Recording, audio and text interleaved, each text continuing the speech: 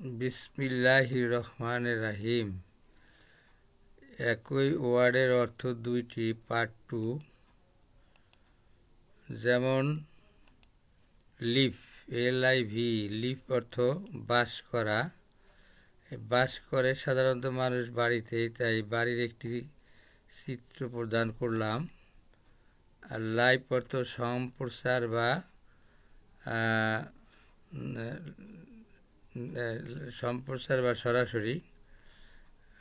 সরাসরি সম্প্রচার, এরকম লাইভ। যেমন স্টুডিও থেকে দুইজন বাহিরের থেকে সাংবাদিকেরা সরাসরি স্টুডিওর সাথে লাইভে যুক্ত আছেন। একজন আছেন মাদারীপুর থেকে, অপরজন আছেন শরীয়তপুর থেকে, লাইভে অংশগ্রহণ করেছেন। লাইভ অর্থ সরাসরি, লিভ অর্থ বাস করা।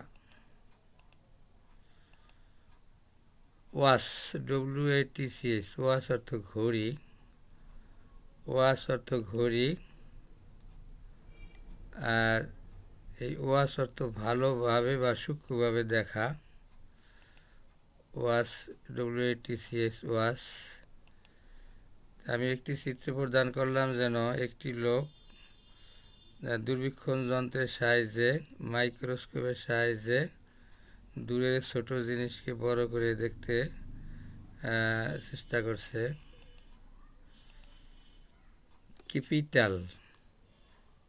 ক্যাপিটাল অর্থ রাজধানী। যেমন